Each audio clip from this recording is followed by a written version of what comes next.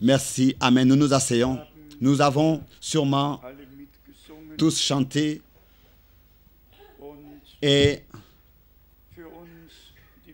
pour nous qui avons la grâce de croire la parole de Dieu, de croire les promesses, d'accepter ce que Dieu nous a accordé, cela a vraiment une grande signification. Les expériences ont seulement une expérience, une signification pour nous qui les faisons avec Dieu. Si par exemple quelqu'un est malade et qu'il a été guéri, cela a une signification pour lui.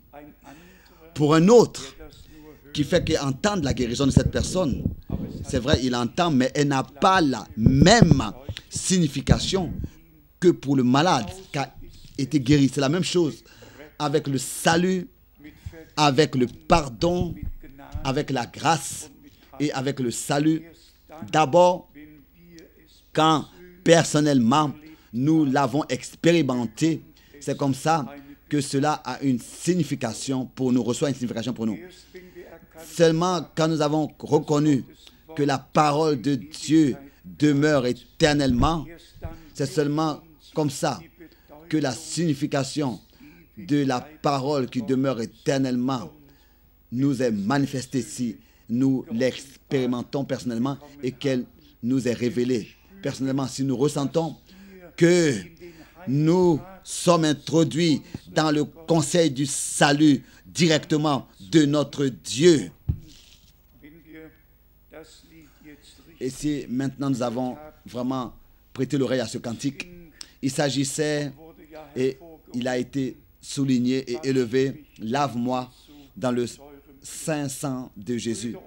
Bien, mes frères et sœurs, ça c'est le noyau duquel il s'agit. Souvent, nous avons eu à le dire. Dans le jardin d'Éden, l'interprétation de ce que Dieu avait dit, sur ce que Dieu avait dit, a été le piège pour Ève. Dieu avait clairement parlé et l'adversaire est venu et a mis un point d'interrogation à la parole originale de Dieu et a dit, est-ce que Dieu aurait réellement dit, vous ne mourrez pas? L'adversaire commence en ce qu'il remet en question ce que Dieu a dit. Et c'est ainsi qu'il continue en ajoutant, et celui qui lui prête l'oreille tombe dans le piège. Il n'y a pas de possibilité de s'échapper. Tel que nous prêtons l'oreille seulement à Dieu et que en faisant cela, nous nous plaçons sous l'influence de Dieu. C'est ainsi que tous les hommes qui sont tombés dans le piège, qui sont devenus le sacrifice des interprétations, à la merci des interprétations, sont simplement séparés de Dieu. Ils ne savent pas, car nous ne pouvons pas avoir les deux en même temps. Ou alors nous avons la parole de Dieu originale, ou alors nous avons des interprétations. Et c'est pour cette raison que la parole de Dieu, elle demeure éternellement. Ça, c'est notre sujet. Ça a été toujours notre sujet depuis la première lettre circulaire, déjà en 1966, alors que nous avions commencé à porter la parole du Seigneur. Le titre, le sujet avait été « La parole de Dieu demeure éternellement ». Et c'est ainsi que cela demeure réellement jusqu'à la fin. Pierre, dans sa première lettre, dans le premier chapitre, dans les derniers versets, il a dit, en résumant, en mentionnant le prophète Ésaïe, chapitre 40, et ensuite, il a écrit au verset 25, « Et cette parole est celle qui vous a été annoncée en tant qu'évangile. » Pas une autre parole, pas un autre évangile, mais la parole de Dieu et l'évangile de Jésus-Christ, notre Seigneur. Aujourd'hui, nous Nous n'allons pas pouvoir venir à parler des événements qui se passent dans le monde. Nous avons tous entendu que le monde est visité et que des douleurs d'enfantement viennent sur la terre. Ce sont des douleurs comme une femme enceinte qui attend la naissance. Quelque part, d'abord avant la naissance, les douleurs se font sentir et après les douleurs suit la naissance. Et c'est ainsi que c'est aussi dans le domaine terrestre. Les douleurs viennent d'abord. C'est pour cette raison que la parole dans Matthieu 24 dit ceci.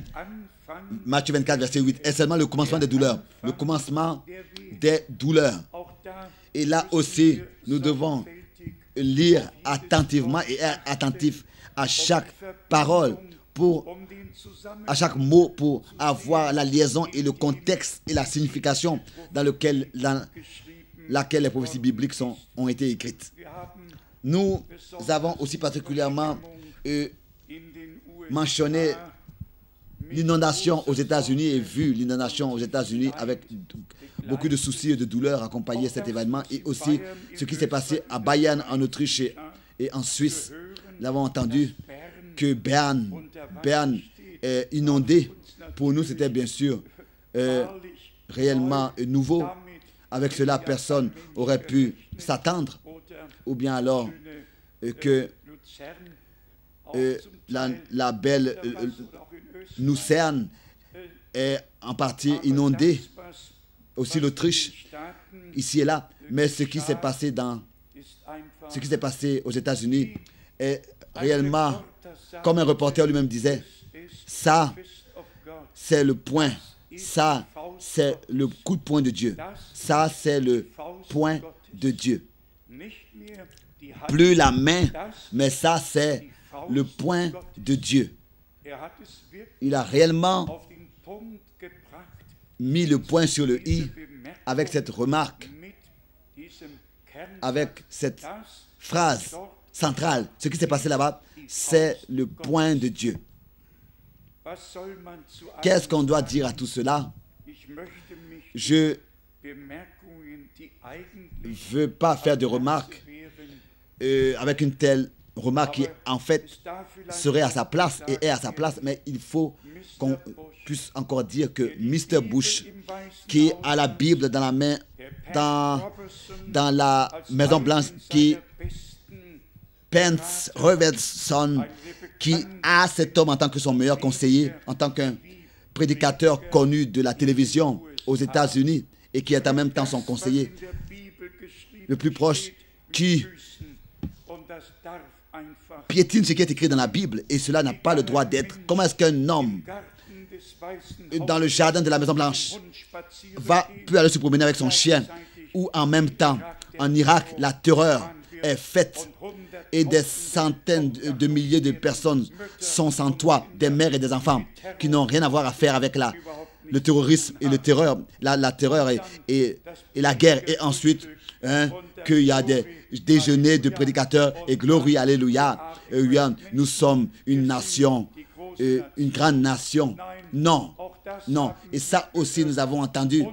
Notre Seigneur, là où il a fait les plus grands miracles, il a annoncé le jugement et il a dit, si ce qui s'est passé ici s'était passé à Sodome et Gomorrhe, ces villes-là seraient encore ici aujourd'hui. Elles n'auraient pas été détruites. Mais voilà, Dieu, dans notre temps, c'est justement, est-ce que Dieu, dans notre temps, a fait dans un autre pays plus que ce qu'il aurait fait aux États-Unis? Non. Justement, voilà, tous ces évangélistes de télévision passent sans prendre part à ce que Dieu a fait, n'ont pas reconnu ce que Dieu a fait, en accord avec sa parole, en accord avec ce qu'il a promis. Ils n'ont pas observé, considéré, estimé. Ils ont émis leur influence sur le peuple et ils n'ont pas accepté l'influence de Dieu l'influence de Dieu. C'est pour cette raison qu'en émettant leur propre influence sur le peuple, ils ont rejeté l'influence de Dieu par le message de sa parole pour ce temps. C'est pour cette raison qu'ils ne doivent pas s'étonner quand des jugements frappent, ou plus tard quand Los Angeles et cette côte-là, donc 8600 km de long, quand toute cette côte-là, Los Angeles et toute la Californie, va s'écrouler dans la mer, qu'est-ce qui va rester alors? Nous portons de la douleur pour tous ceux qui sont touchés. Nous portons de la douleur pour chaque nation qui ne reconnaît pas ce qui sert à sa paix. Comme c'est écrit dans Luc 19, verset 42. Et à notre paix peut seulement servir ce que Dieu, pour ce temps, par sa grâce, a promis et aussi par sa grâce a accordé. Nous ne voulons pas venir à parler des autres choses et encore des exercices de 10 jours entre la Russie et la Chine pour contrôler le terrorisme mondial. Nous ne voulons pas venir à parler de cela. Nous l'avons fait déjà de manière brève hier. L'extrême nord et ensuite l'est s'ajoutent aussi à l'extrême nord et ensuite s'accomplira ce qui est écrit dans l'Apocalypse. Mais ensuite, l'Église n'est plus là. Nous serons auprès du Seigneur pendant ce temps. Donc, parmi nous, il s'agit de la préparation, il s'agit de l'appel à sortir pour que tout de nouveau puisse être rétabli et restauré dans l'état primitif. Nous avons aussi parlé de la bande de Gaza et de l'évacuation de ces 21 colonies et aussi de ce que ça ne sert à personne d'embrasser la Torah et de chanter quelques cantiques de louange. La Torah a sa place dans les mains et les bras et les cœurs de ceux qui sont prêts à mettre en pratique ce qui est écrit dans la Torah. De la même manière, c'est aussi avec la Bible. La Bible n'est pas là pour que tous interprètent comme ils le veulent, mais elle est là pour que ce qui est écrit soit cru de tous comme c'est écrit. Et c'est ainsi que nous n'aurions pas de problème, nous n'aurons plus de problème. Mais alors que j'avais entendu parler de cela avec la Torah, j'ai donc appelé la communauté juive ici en Allemagne. Je leur ai demandé, nous aurions bien voulu chez nous ici, dans la maison de Dieu, nous aurions bien voulu avoir une Torah. Et l'homme a dit oui, Monsieur Frank, cela est bien, mais est-ce que vous êtes conscient, est-ce que vous connaissez le prix d'une Torah? Je pense vraiment le prix, Torah, prix. Bon, et ensuite il a dit, nous avons justement une nouvelle Torah, reçu une nouvelle Torah, et elle coûte exactement 30 000 euros. 30 000 euros. Et alors je vous dis que bien sûr, le courage d'avoir une Torah, l'envie d'avoir une Torah m'a quitté, de la placer là dans la salle, m'a quitté. Et ensuite il a dit, mais je remarque que cela vous a choqué, vous donne... vous êtes difficile de croire le prix, mais je pense à moi-même. Regardez comment est-ce que ce que Dieu a dit dans sa parole est précieux pour eux. Il y a un seul homme unique qui écrit la Torah du premier verset jusqu'au dernier verset. Et s'il fait une seule erreur, il doit recommencer. Il n'a pas le droit de corriger, il n'a pas le droit de faire une erreur, de corriger une erreur dans la Torah. S'il fait une erreur, il doit commencer au commencement et il doit infailliblement jusqu'au dernier verset écrire chaque iota. Et ensuite, ça dure, n'est-ce pas? Ça dure longtemps. C'est peut-être raison que c'est cher. Mais revenons à notre observation de la parole de Dieu. Dans la reconnaissance de notre cœur, de ce que Dieu nous a donné, l'accès, la compréhension pour les Écritures ouvertes. Et pour le dire sincèrement, chaque évangéliste, chaque prédicateur, tous peuvent, n'est-ce pas, ouvrir toute la Bible et lire les mêmes versets que nous lisons. Mais la question est alors à poser: à qui est-ce que le bras de l'Éternel a été révélé? Qui a reconnu ce que Dieu a fait et fait encore dans notre temps? Qui a reconnu la visitation de Dieu de grâce? À qui est-ce que les promesses pour ce temps sont réellement un désir de cœur? Bien, mes frères et sœurs, une requête de cœur. Bien, mes frères et sœurs, ce qui nous signifie tout est méprisé par tous les autres. Et peut-être que cela, maintenant, de notre côté, peut aussi être le cas. Ce qui est précieux pour eux et signifie tout pour eux, pour nous, cela ne signifie non plus rien du tout. C'est une différence que Dieu a faite. Et cette phrase qui est écrite dans le prophète Malachie, où les deux promesses, Malachie 3, verset 18, les deux promesses sont écrites pour la première venue et le retour du Christ. Il est écrit dans Malachie: en ce jour, vous ferez la différence entre celui qui sert Dieu et entre celui qui ne le sert pas. La différence va être manifestée. Nous voulons lire quelques versets bibliques. Les premiers dans Luc, dans l'évangile de Luc, chapitre 21, lié à une question. Luc d'abord, Luc chapitre 17, car ici, en fait, c'est la question à poser. Dans Luc 17, versets 34 et 35, ici il est écrit: je vous le dis, en cette nuit-là, de deux personnes qui seront dans un même lit, l'une sera prise et l'autre laissée. La question était et est: est-ce qu'avec cela, un couple, est-ce que cela signifie ici un couple, mari et femme, que l'un sera pris et que l'autre sera laissé? Bien, mes frères et sœurs, avec nous, cela est devenu ainsi, que dans aucune parole, nous infiltrons des propres pensées. Nous respectons la parole de Dieu telle qu'elle est écrite ici. Le premier verset nous donne l'impression que ces deux hommes, je n'aime pas penser à cela, je suis sincère, je n'aime pas penser à cela, que ce soit deux hommes ici qui seraient dans un même lit, qui attendent le retour du Seigneur. Non, ça je ne peux pas le supporter. Mais l'impression pourrait ici être reçue. Et c'est seulement le dernier jeudi, donc il y a quelques jours d'ici, j'ai rencontré le président d'un parti allemand à Düsseldorf, dans la lounge, et je l'ai reconnu déjà tout de suite. Et j'ai demandé est-ce qu'il serait permis avec ce monsieur de parler, qui tous les jours est à voir dans la télévision, à la télévision. Et on m'a permis de parler avec lui, j'ai parlé avec lui. Je ne veux pas ici rentrer dans les détails. L'entretien était très court.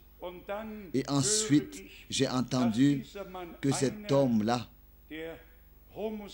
est l'un des homosexuels qui est une opprobre et une honte pour tout notre pays. Nous ne sommes pas ici pour juger, mais ici pour placer le jugement de la parole de Dieu, pour exprimer le jugement de la parole de Dieu, les mesures de la parole de Dieu. Nous ne voulons pas nous ôter d'aucune personne et d'aucun homme et nous laisser dévier par aucun homme. La sodomie, c'est la sodomie, et l'injustice, c'est l'injustice. L'homosexualité, c'est l'homosexualité, et c'est de renier l'ordre de la création que Dieu a faite.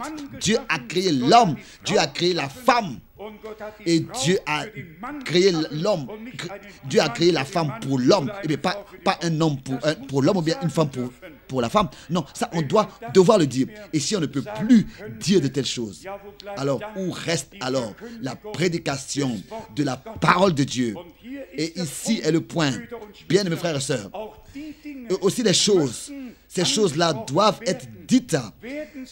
Si elles ne sont pas dites, ça veut dire que les hommes qui sont tombés dans ces choses-là n'ont pas la possibilité d'en être délivrés. D'abord, il faut que le péché, la parole soit prêchée et que le péché soit touché à sa racine. C'est seulement comme ça que les gens auront la possibilité d'être délivrés. Mais revenons à notre observation de la parole, que ce soit homme ou bien femme. Il est écrit ici que 2 personnes seront dans un même lit. Ici, il s'agit réellement seulement de cette comparaison. C'est-à-dire que dans la première comparaison, c'est la nuit. Dans la deuxième comparaison, c'est le jour. Les uns dorment et les autres sont réveillés et travaillent. Et c'est ainsi que nous voyons que l'enlèvement aura lieu de manière universelle. Ici jour, là-bas nuit, au même moment, mais cela aura lieu et c'est ainsi que nous devons réellement veiller, oui, être prêts pour prendre part à ce jour glorieux quand le Seigneur reviendra pour être prêt. Quelques versets qui doivent nous représenter devant les yeux, comme c'est important, l'obéissance. Comment est-ce que l'obéissance va ensemble avec la foi? Et comment est-ce que la foi va ensemble avec l'obéissance? Dans Hébreux chapitre 3, l'apôtre ici nous a représenté devant les yeux comment est-ce que l'obéissance en relation avec la foi est importante. Et Hébreux 3, une parole souvent utilisée, souvent prêchée, verset 7. C'est pourquoi, selon ce que dit le Saint-Esprit, aujourd'hui, si vous entendez sa voix, n'endurcissez pas vos cœurs. Et ensuite le verset 12. Prenez garde, frères, que quelqu'un de vous n'ait un cœur mauvais et incrédule au point de se détourner du Dieu vivant. L'incrédulité conduit dans la chute, fait tomber, et la foi nous fait sortir de la chute, nous relève. La foi nous conduit dans le rétablissement et la foi nous conduit sur le sol des promesses, comme déjà hier nous l'avons considéré des Saintes Écritures. Donc, la foi foule de la plante de ses pieds le sol des promesses que Dieu, dans sa parole, a faites par sa grâce dans ce temps. Et seulement comme ça, nous pourrons aussi de tout notre cœur entrer dans le repos avec Dieu. Si cela n'a pas lieu, nous restons sans repos, sans certitude, et c'est ainsi que parfois l'incertitude s'infiltrera si nous ne recevons pas et acceptons pas les promesses pour ce temps présent par la grâce de Dieu.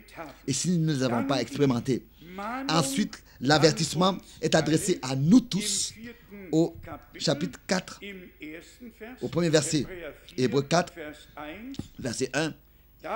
Craignez donc, tandis que la promesse d'entrer dans son repos subsiste encore.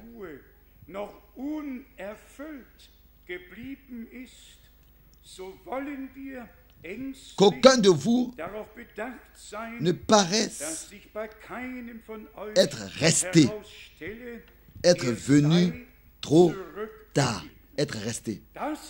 Ça, c'est le sens de la prédication, l'objectif de la prédication dans notre temps. Que réellement, comme il est écrit ici, qu'aucun de vous ne paraisse ne pas avoir été prêt pour être enlevé. Qu'aucun de vous, aucun de qui? De ceux qui sont sortis. Ici, ce n'est pas les incroyants qui seront déçus. Mais il s'agit de ceux, lisez le contexte du chapitre 3. Il s'agit de ceux qui sont allés à la rencontre de l'époux, selon Matthieu 25, mais qui n'étaient pas prêts pour expérimenter la transformation de leur corps. Parce qu'il s'agit que si l'esprit de celui qui a ressuscité Jésus-Christ dans tes morts habite dans votre corps mortel, car la parole de Matthieu 25 n'est pas adressée à des gens qui se sont endormis, comme par exemple dans 1 Thessaloniciens, le chapitre 4, au verset 13. Là, ici, il nous est clairement dit ce qui va se passer quand le Seigneur revient. Alors les morts en Christ vont d'abord ressusciter et nous qui sommes restés vivants, nous serons transformés. Mais dans Matthieu 25, la parole est adressée à ceux qui vivent maintenant. Et pour être encore plus clair, adressée à toi et à moi, adressée directement à nous tous. Adressée à nous qui vivons maintenant et entendons le cri. Voici, l'époux vient. Levez-vous pour aller à sa rencontre. Prêcher, cela a été déjà depuis longtemps. Mais maintenant, le temps est accompli. Et combien de nous, je suis convaincu que ce sont tous, mais pour être sûr, c'est peut-être raison que je pose la question. Sommes-nous tous sur le fondement des Saintes Écritures, sur le fondement de l'accomplissement des prophéties bibliques, sur le fondement des promesses que Dieu a données dans la profondeur de notre cœur? Sommes-nous convaincus que celle-ci, donc c'est la dernière génération, et que le retour de Jésus-Christ ne pourra pas être comme ça poussé dans le futur? Non. Pour vous qui croyez la parole de Dieu, ce sera incompréhensible. Mais hier, notre bien-aimé frère Hans Henrich me disait de ce qu'il avait eu un entretien avec un vieux prédicateur pentecôtiste qui déjà, à la fin des années 30, avait expérimenté les bénédictions surnaturelles déjà en tant qu'enfant. Et alors que notre frère Hans lui a posé la question, mais qu'est-ce qu'il y en est avec le retour de Jésus-Christ? Alors il a dit, le retour de Jésus-Christ aura lieu seulement après le règne de 1000 ans. Après le règne de 1000 ans. Oui. Et alors là, je vous dis que nous ne savons plus quoi penser. Mais il y a un mouvement pentecôtiste. C'était deux frères. C'était les frères James Creed à Wales. L'un croyait que tout aura lieu après le règne de 1000 ans, et l'autre croyait que tout aura lieu avant le règne de 1000 ans. Et c'est ainsi qu'à cause de cette différence d'opinion, depuis le commencement des années 20, dans les années 1923, ils ont divisé le réveil, divisé le mouvement. Les uns croyaient au moment de tribulation avant l'enlèvement, les autres croyaient au moment de l'enlèvement après le règne de 1000 ans, et les deux se sont séparés, et il y a eu donc deux mouvements pentecôtistes dans tout le pays. Mais si les deux étaient restés sobres et avaient compris que aussi l'Apocalypse n'est pas comme ça dans une chronologie numérique, mais les événements eux-mêmes nous laissent savoir de quoi il s'agit dans le contexte précis. Et ceux qui prétendent que le retour de Jésus-Christ aura lieu seulement après le règne de 1000 ans, s'appuient sur Apocalypse 22, le dernier chapitre d'Apocalypse, dans les Saintes Écritures, parce que ici, il est encore écrit, voici, je viens bientôt. Apocalypse, chapitre 22, verset 12, voici, je viens bientôt, et ma rétribution est avec moi pour rendre à chacun selon son œuvre. Maintenant, imaginez-vous, réfléchissez pour un peu de moment. Partout, que ce soit dans Apocalypse 19 ou bien dans Apocalypse 20, partout, il y a certains événements qui nous sont représentés devant les yeux avec les différentes venues de notre Seigneur qui sont liées avec les différentes venues de notre Seigneur. Par exemple, si le Seigneur, en tant qu'époux, revient, quand il revient, alors, auparavant, aucun soleil a besoin de s'obscurcir et aucune lune a aucun de se transformer en sang. Mais quand il viendra en tant que Fils de l'homme, alors seulement après la grande tribulation, quand le soleil perdra son éclat et que la lune se changera en sang, on doit exactement lire où est écrit Fils de l'homme, où est écrit époux, ou de quoi il s'agit ici, dans le contexte. Quand nous lisons un texte, en tant que Fils de l'homme, il viendra seulement après la grande tribulation. Et ici, j'ai 22 questions qui m'ont été posées venant du monde entier. Et vous vous étonnerez de voir tout ce qui était posé comme question et existe comme question parmi les hommes. Et une grande partie, je l'ai mis de côté. Et à ces questions, il y a aussi, est-ce que le Seigneur en tant que Fils de l'homme est déjà venu, est déjà revenu. Et je voulais simplement avoir un fondement biblique. Et je suis allé dans les Saintes Écritures. Et voilà, dans cette parole, dans ce livre merveilleux de Dieu, tout est écrit.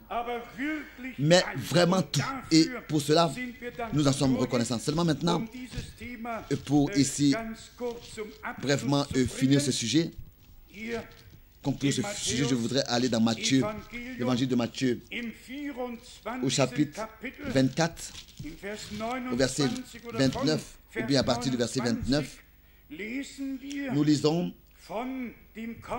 concernant la venue du Fils de l'homme, pas concernant la venue de l'époux. Et ici nous avons la réponse. Matthieu 24, à partir du verset 29.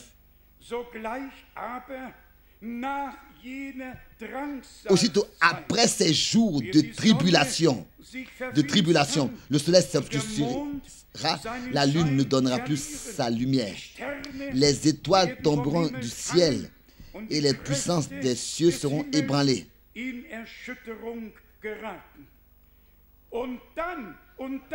Alors, donc après, c'est seulement après que le signe du Fils de l'homme paraîtra, amen, dans le ciel.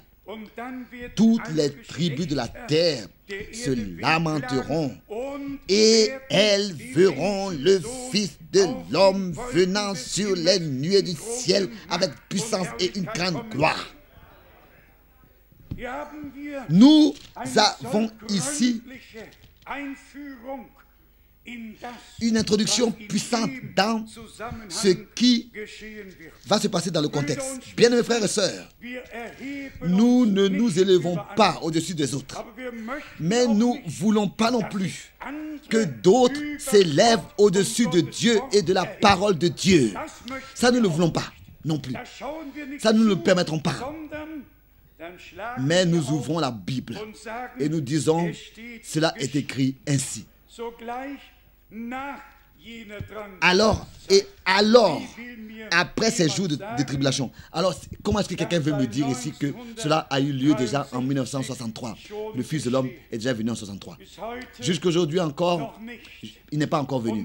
Et c'est pour cette raison que nous avons le devoir dans le monde entier à tous les frères qui sont dans le ministère de la parole de les servir avec les Saintes Écritures et de leur donner, de dispenser la parole de la vérité de manière correcte pour que aussi d'autres puissent la transmettre aux autres et que le peuple de Dieu, de la parole de Dieu, reçoive la clarté divine par la prédication. C'est de ça qu'il s'agit aujourd'hui.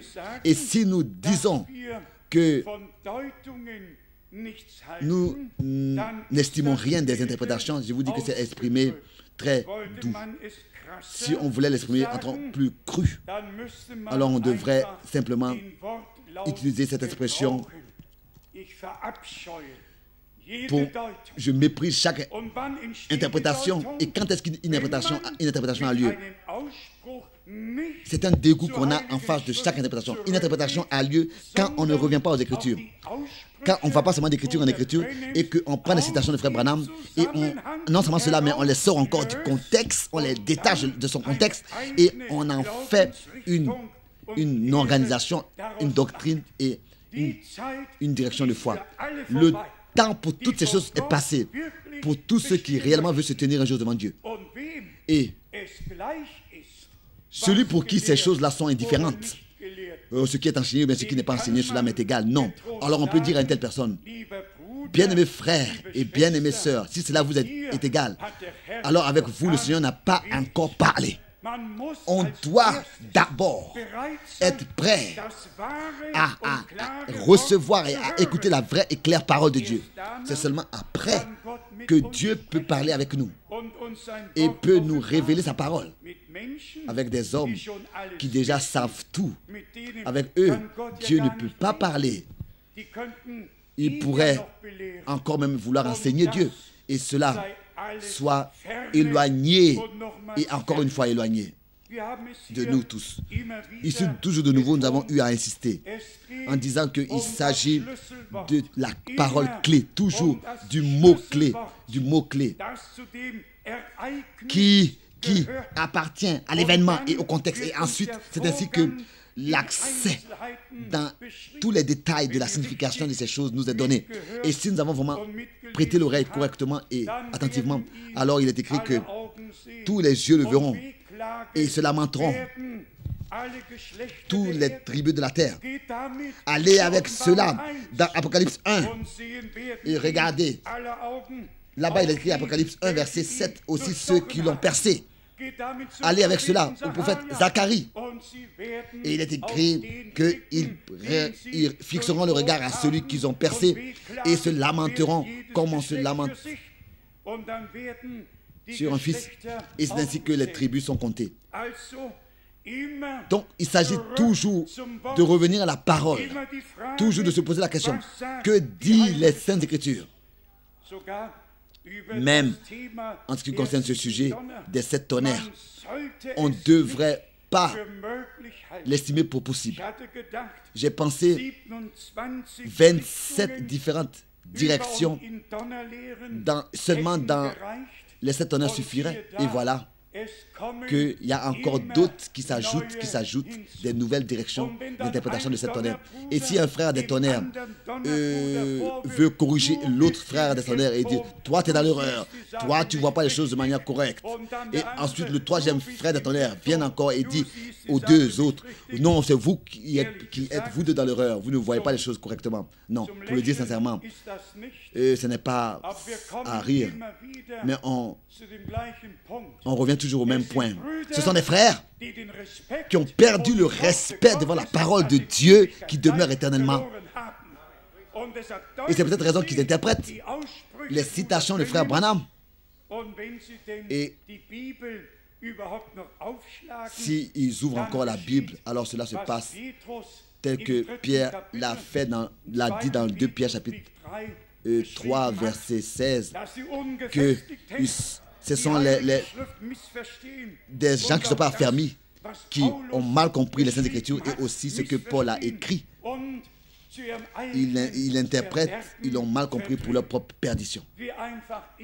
Comme c'est simple, quand ensuite on revient à la parole, on va à la parole et que le contexte et la relation entre l'Ancien et le Nouveau Testament, et ça c'est la relation avec Dieu.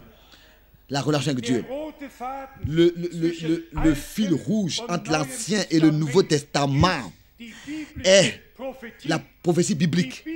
La prophétie biblique de l'Ancien Testament lie avec l'accomplissement de la prophétie biblique dans le Nouveau Testament. Et ça, c'est la liaison avec Dieu. À quoi est-ce que ça sert aux hommes si ils lisent? Et aussi certains, nous possédons la parole prophétique s'il ne pense même pas à lire dans la parole prophétique et à sonder pour savoir ce que c'est que, en fait, la parole.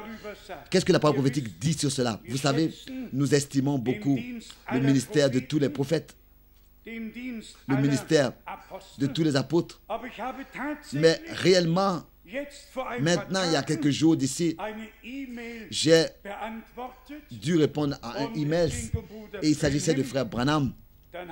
Et ensuite, réellement, j'ai dû écrire, frère Branham n'était pas un docteur promis, il était un prophète promis. Et ça aussi, ça a une signification. Dieu a promis un prophète. Et prenez les prophètes. Ils n'ont rien ordonné à leur place. Même notre Seigneur non plus. Par exemple, dans l'évangile de Jean, au chapitre 5, notre Seigneur dit dans un seul verset, les uns vont ressusciter pour la résurrection des vivants, pour la vie, et les autres vont ressusciter pour le jugement. Il n'a rien ordonné. Dans une seule phrase exprimée, laissez-la comme ça, et cela est écrit. Et ensuite, nous voyons Paul, qui réellement, aussi, dans 2 Timothée, au chapitre 4, vous pouvez tous le lire.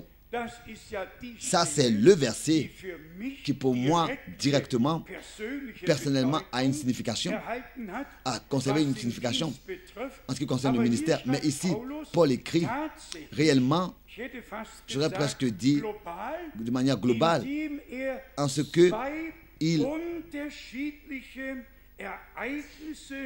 cite 2 événements différents, mais dans une seule phrase. Regardez ici dans 2 Timothée 4, qui concerne 2 époques. Je t'en conjure devant Dieu et devant Jésus-Christ, qui doit juger les vivants et les morts, et les morts, et maintenant suit, et au nom de son avènement et de son royaume. En ce qui concerne son avènement, nous l'attendons maintenant. Nous n'attendons pas son royaume, nous attendons son avènement. Mais le royaume va commencer quand il reviendra après le repas des noces avec les siens et qu'il descendra pour ici sur terre établir le règne de 1000 ans, pour proclamer le règne de 1000 ans, le commencement du règne de 1000 ans. Avec cela, nous pouvons, en ce qui concerne ce sujet, lire beaucoup de versets bibliques. Et c'est particulièrement Apocalypse 11 à partir du verset 15. Mais, je veux seulement dire, dans une seule phrase exprimée concernant l'avènement, nous attendons le retour, l'avènement, l'apparition de notre Seigneur. Et ensuite, Jean écrit dans son épître, dans 1 Jean, et ici, le chapitre 3, dans 1 Jean, le chapitre 3, à partir du verset 1, voyez quel amour le Père nous a témoigné pour que nous soyons appelés enfants de Dieu, et nous le sommes. Si le monde ne nous connaît pas, c'est qu'il ne l'a pas connu. Bien-aimés, nous sommes maintenant enfants de Dieu, et ce que nous serons n'a pas encore été manifesté, mais nous savons que lorsqu'il paraîtra, lorsque cette révélation sera manifestée, donc lorsqu'il apparaîtra, nous serons semblables à lui parce que nous le verrons tel qu'il est. Quiconque a cette espérance en lui se purifie comme lui-même est pur. Nous ne pouvons pas ici dans l'enseignement entrer dans ces détails. Mais il s'agit pour nous ici de ce que il faut qu'il soit dit à tous les frères dans le monde entier et à tout le peuple de Dieu, que cela soit représenté devant leurs yeux, que le temps des interprétations une fois pour toutes, est passé. Interprétations ont créé des divisions. Des interprétations ont divisé le corps du Seigneur, l'ont découpé, l'ont déchiré en morceaux. Et ça a toujours été des frères qui se ressentaient d'une manière particulière bénis, peut-être aussi d'une manière particulière reçu la grâce, mais ensuite ils ont exprimé cette phrase, ou bien ils ont pensé dans leur cœur, je veux, je veux. Et cela n'a pas sa place dans le royaume de Dieu. À ce que ce frère fait là, je le peux aussi, je le veux. Je veux faire aussi la même chose. Nous n'avons pas le droit de nous-mêmes de vouloir quelque chose de nous-mêmes. Non, il faut que ce soit ce que Dieu veut, que ta volonté soit faite sur la terre comme au ciel. Nous n'avons pas le droit dans le royaume de Dieu de vouloir quelque chose. Il ne s'agit pas des interprétations, mais de la parole. Et c'est la parole de Dieu qui nous unit. Et si, dans ce temps, nous observons le corps du Seigneur et voyons les uns suivent ce frère et sont dans cette doctrine, les autres de nouveau suivent ce frère et de nouveau un autre et sont dans une telle et telle doctrine, je vous pose la question, est-ce que ça, c'est l'église de Jésus-Christ? Si ici, sur cette terre, nous ne pouvons pas nous réunir dans la même salle devant la face de Dieu et qu'il ne peut pas ici nous garnir sa table par sa sainte et précieuse parole révélée. Et si ici sur terre, nous ne sommes pas assis à la même table, ils ne pouvons pas manger à la même table, comment est-ce que nous voulons alors là-bas être assis à la même table? Parce qu'il y aura une seule table là-bas dans le repas des noces et fêter les noces. Ce n'est pas possible là. Est-ce que vous pensez qu'au ciel, il pourra avoir des disputes et des divisions qui vont continuer là-bas? Et ici est le problème. Ce qui n'a pas été réglé ici avant le retour du Seigneur ne pourra plus être réglé après. Tel que l'arbre tombe, c'est ainsi qu'il reste. Aussi avec les croyants, c'est ainsi.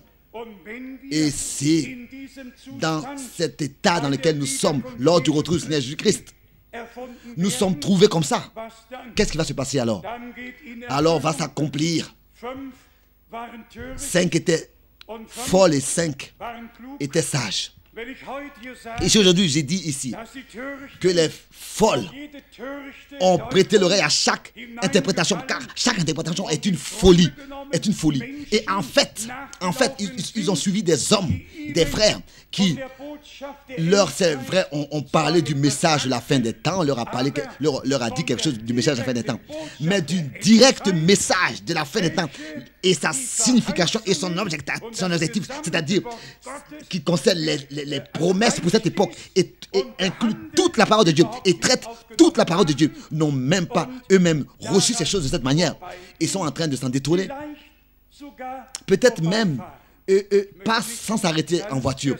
Je ne veux pas devenir personnel, mais cela pourrait être que 250 mètres d'ici, dans la direction du nord, il y a plusieurs voitures qui passent ici et où des gens regardent parfois à droite et au retour à gauche, regardent comme ça le centre missionnaire et juge et passe en voiture comme ça sans s'arrêter.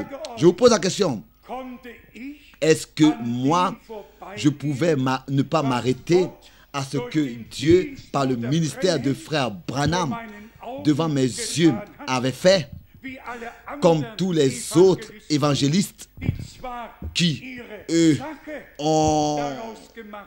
du ministère de Frère Branham, ont fait leurs propres choses. Et même sur le Vatican écrit que 500 évangélistes du ministère de Frère Branham ont apparu, sont sortis de son ministère. Alors on doit réellement dire, et tous ces 500 frères n'ont pas pris part à ce que Dieu a fait et promis dans notre temps, n'ont même pas reconnu et ne sont pas en train de prendre part à ce que Dieu fait encore. À qui est-ce que ça a servi de tous ces 500 frères? À aucun homme. Et c'est ainsi que tous ont construit, ont bâti leur propre royaume dans le royaume de Dieu. Et ont attiré des disciples à leur suite et tous viennent et dire je suis prédicateur. Bien frères et sœurs, ne pensez pas qu'il s'agit de moi.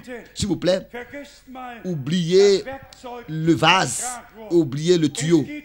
Il s'agit de toi, il s'agit de nous, il s'agit d'être prêt ou de ne pas être prêt. Il s'agit réellement, est-ce que nous croyons la vérité qui nous délivre de toute erreur, nous a délivré de toute erreur, ou bien est-ce que nous avons placé la plante de notre pied de la foi dans toutes les promesses pour ce temps? Et aussi, ça c'est une promesse que frère Branham en 1933 a reçue, tel que Jean-Baptiste a été envoyé comme précurseur du retour du Christ. C'est ainsi que le message qui t'a été confié sera précurseur. Donc, précurseur, c'est-à-dire aller avant le retour. Donc, ira dans le monde entier avant le retour du Christ. Ira dans le monde entier. Ira dans le monde entier. Est-ce que nous pouvons dire toutes ces choses à ses frères qui se mentionnent du prophète et qui se mentionnent du message sans avoir compris cette promesse? Est-ce que nous pouvons leur poser la question? Est-ce que cela est vrai? Est-ce que ce que le Seigneur a promis et a dit à son prophète est vrai? Et alors, on doit poser la deuxième question. Pourquoi? Pourquoi est-ce que ils n'ont pas trouvé la grâce de se soumettre sous la main puissante de Dieu, comme c'est écrit dans 1 Pierre 5, et de donner seulement raison à Dieu et de respecter la parole pour ce temps et de la recevoir dans toute sa signification, dans une seule réponse. Dans une réponse à ces réponses de email, je donne l'exemple que dans les prophètes, la parole ont été apportées par les prophètes en grande mesure. On peut avec cela faire une comparaison. Quand par exemple, on va dans un grand supermarché, il y a tous les aliments dont on a besoin qui sont emmagasinés. Mais ces aliments-là ne sont pas encore un repas sur la table, dans ta maison et dans ma maison. D'abord, il faut que ces aliments emmagasinés soient préparés et mis et préparés sur la table. C'est peut-être qu'il est écrit dans le psaume 23. Tu me tiens une table en face de mes adversaires. La table du Seigneur est garnie richement. Nous ne sommes pas venus ici et nous ne vous avons pas comme ça, en grande mesure, déverser des aliments, des boîtes de conserve et des choses qui se cuisent, et des choses qui ne sont pas cuites, qui sont crues. Non, nous vous avons apporté de manière préparée la nourriture chaude, fraîche, cuite maintenant de la part du Seigneur pour que vous puissiez être fortifiés pour marcher avec Dieu. Encore cette pensée que sur la croix du Calvaire à Golgotha, tous les adversaires ont été vaincus.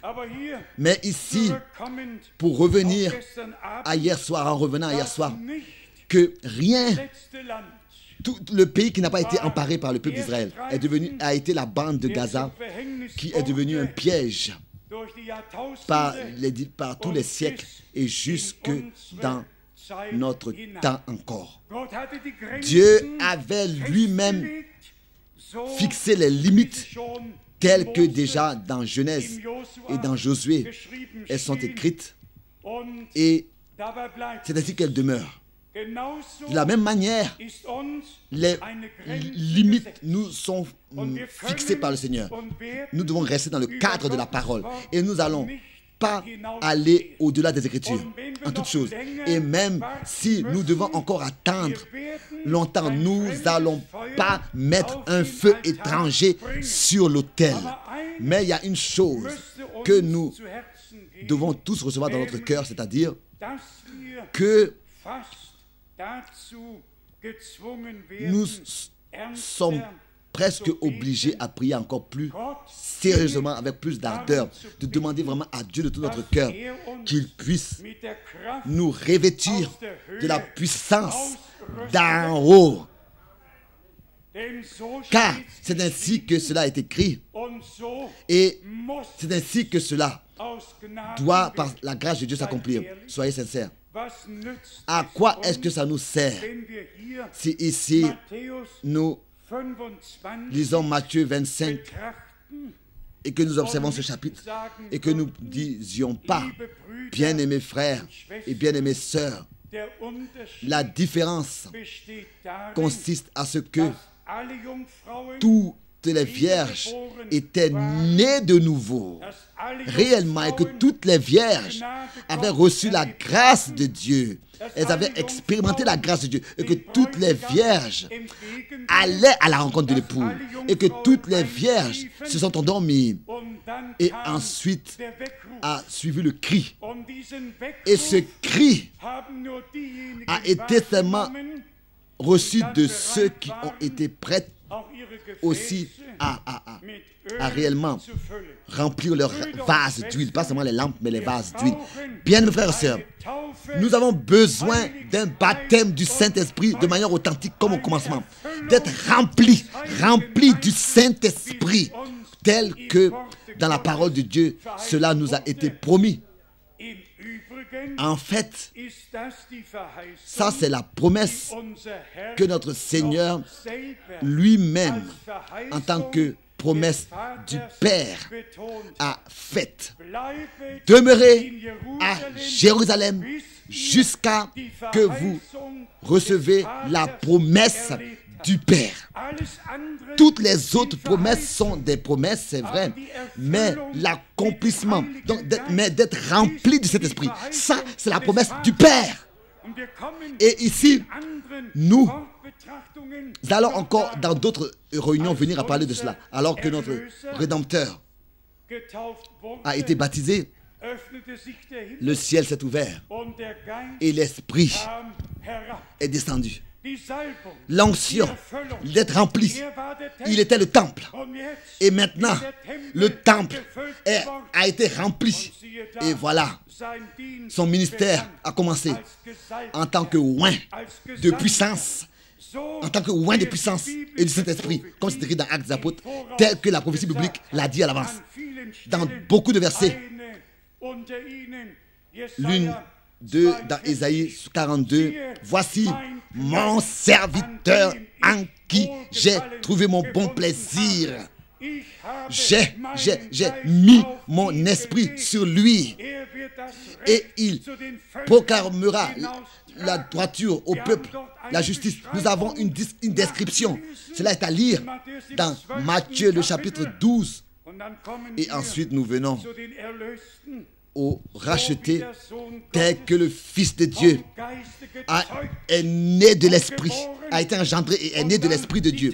Et ensuite, après le baptême d'eau, et ensuite, il a été rempli du Saint-Esprit.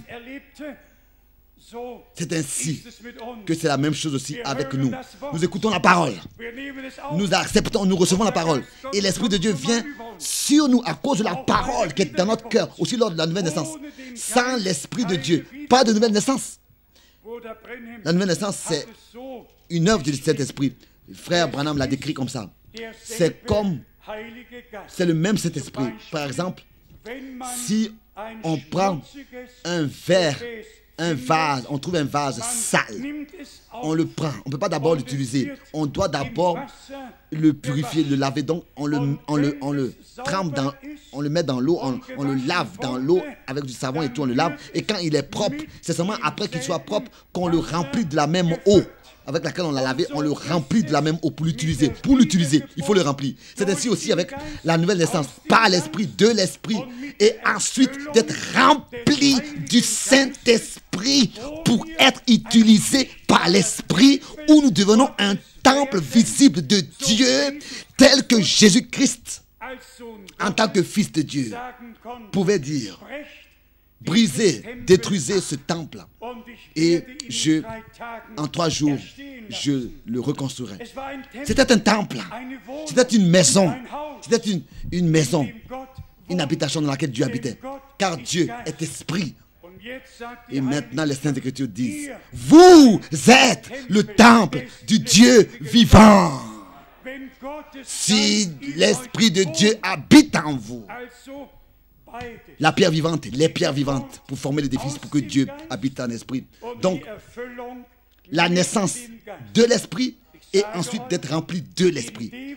Bien, mes frères et sœurs, au moment où nous sommes conscients de ça, que sans un baptême du Saint-Esprit biblique, sans être scellé du Saint-Esprit, après que nous ayons entendu la parole de la vérité et que nous l'ayons reçue et crue, nous ne pourrons pas prendre part à l'enlèvement, ce n'est pas possible.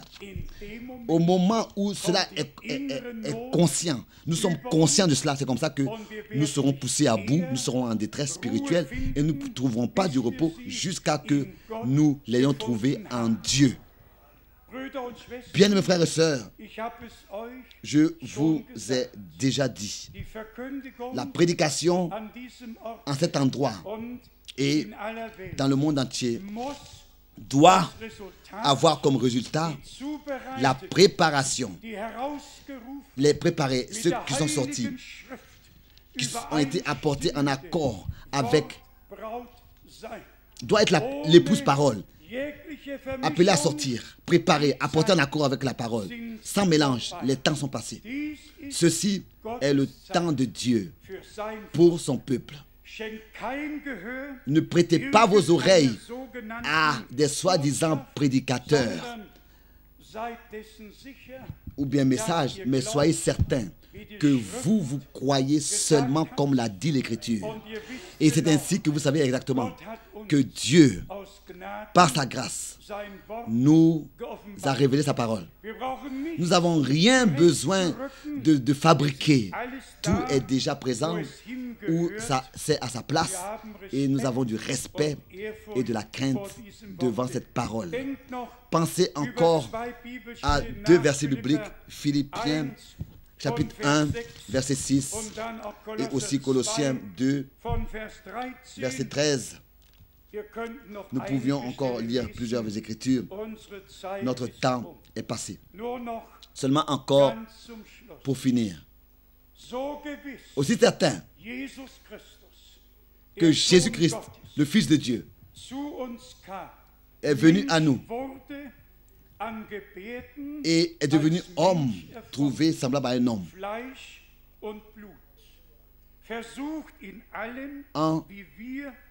Il a participé à la chair et le sang, il a été tenté comme nous avons été tentés, mais sans péché. C'est ce que nous avons lu dans Hébreux. Mais malgré tout, sans péché, Hébreux 4, verset 12, pour qu'il puisse porter tout le péché sur lui et ainsi porter notre désobéissance sur lui et être obéissant jusqu'à la mort de la croix. Et c'est ainsi que c'est accompli que Dieu était en Christ et a réconcilié le monde avec lui-même et qu'en Christ, il a triomphé de toute la puissance de Satan et que l'inimitié a été ôtée. Et c'est ainsi que le pardon et la réconciliation par sa grâce nous a été accordés. Laissez-moi encore dire cela clairement.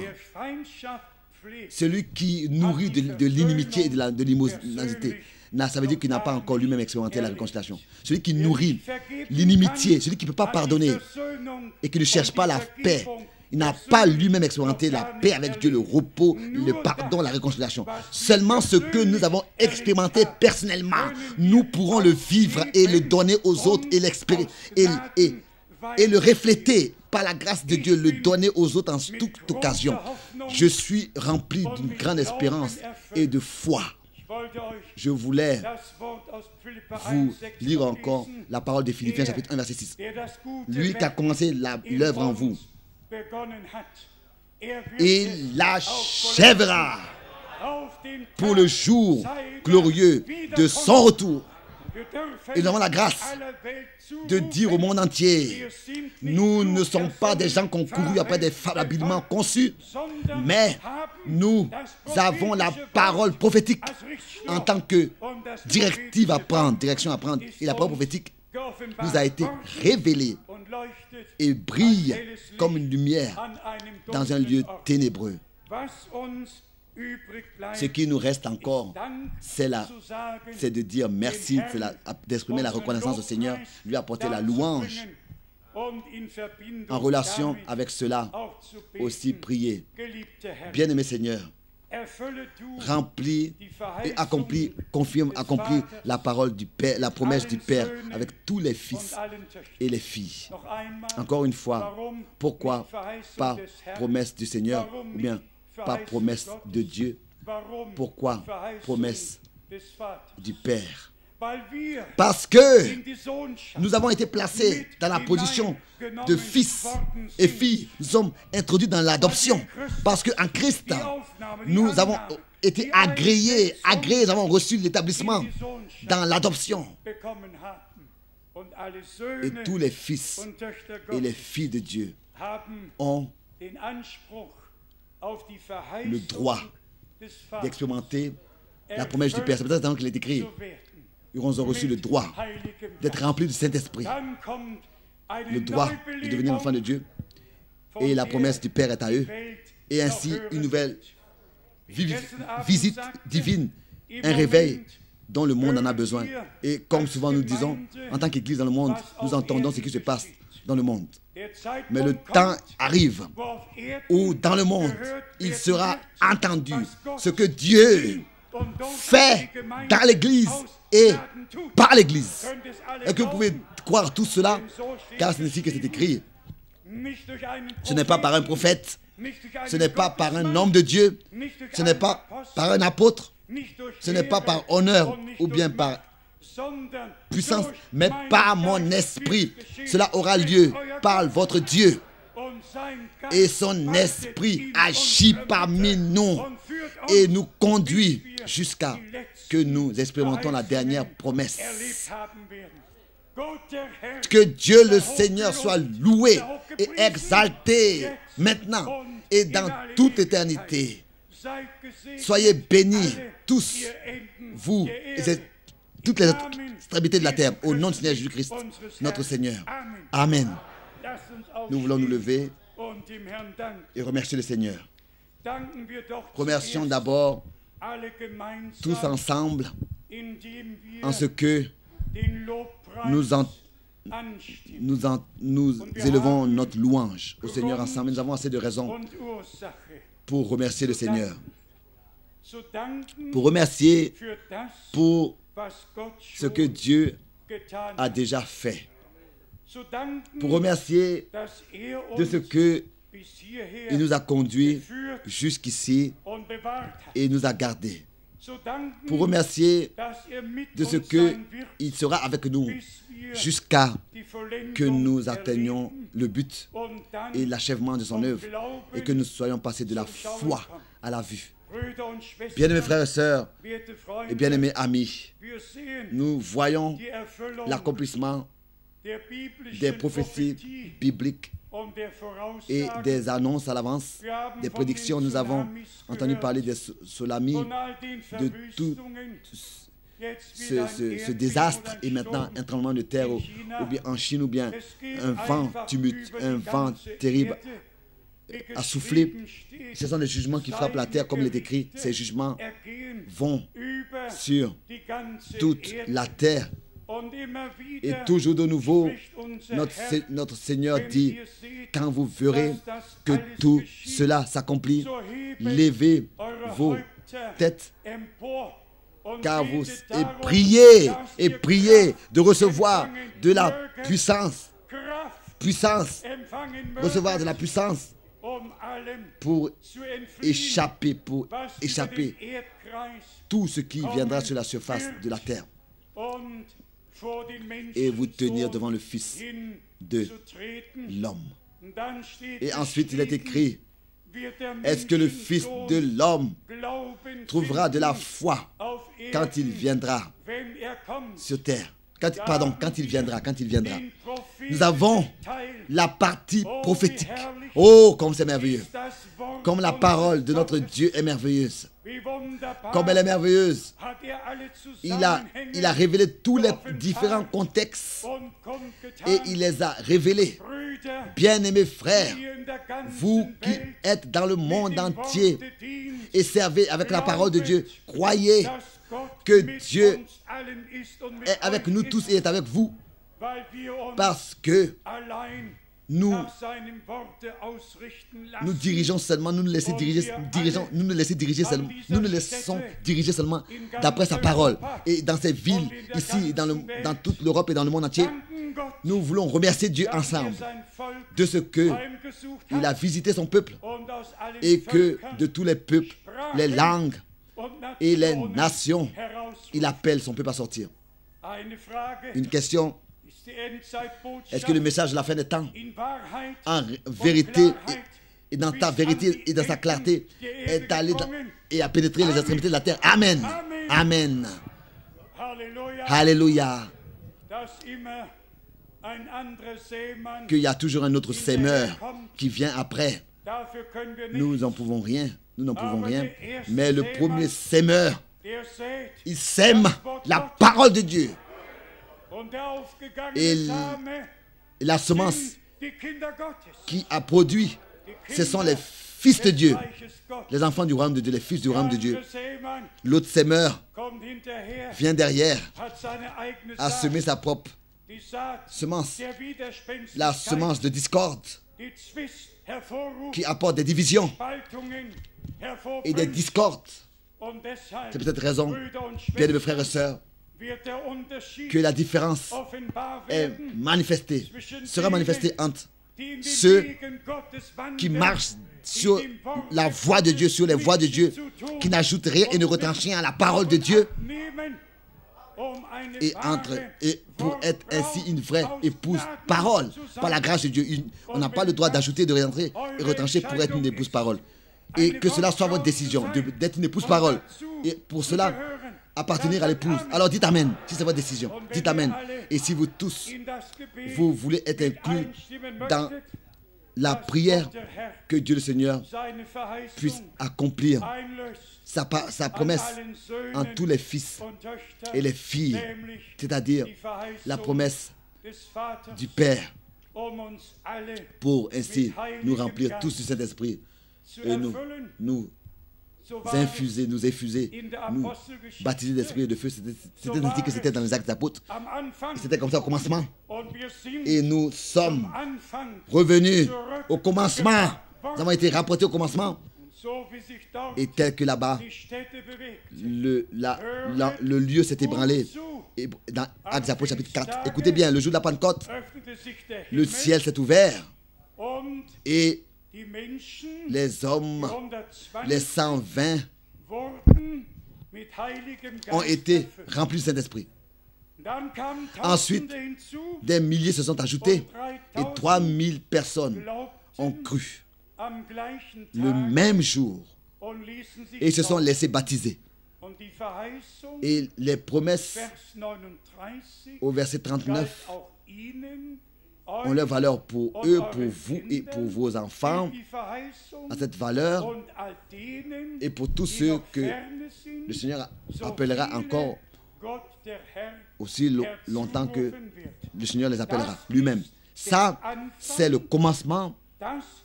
Actes des Apôtres 2, versets 38 et 39, ça c'est la plateforme. Ça, c'est le moment où l'Église a été appelée à l'existence.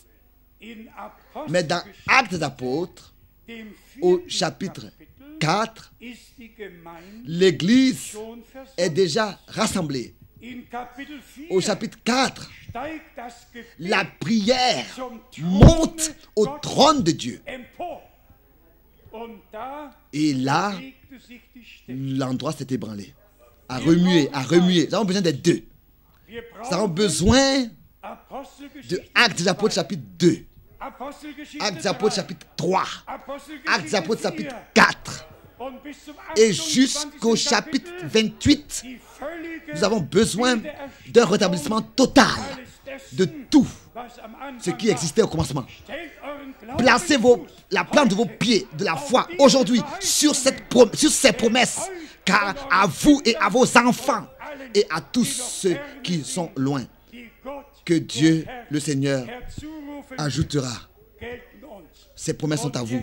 Et maintenant, nous voulons remercier Dieu pour cela, de ce que nous avons la grâce de nous placer sur toutes les promesses et que Dieu va les accomplir.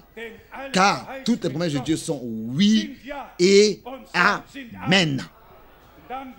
Alors l'adversaire va être placé sous nos pieds et la foi sera la victoire que Dieu, par sa grâce, nous a accordée. Je demande au frère Rousse qu'il puisse venir et que nous puissions ensemble prier. Mais aujourd'hui, on priera et on remerciera. Ensemble, alléluia. Gloire à Dieu le Seigneur. Gloire à Dieu le Seigneur. Bien, mes frères et sœurs.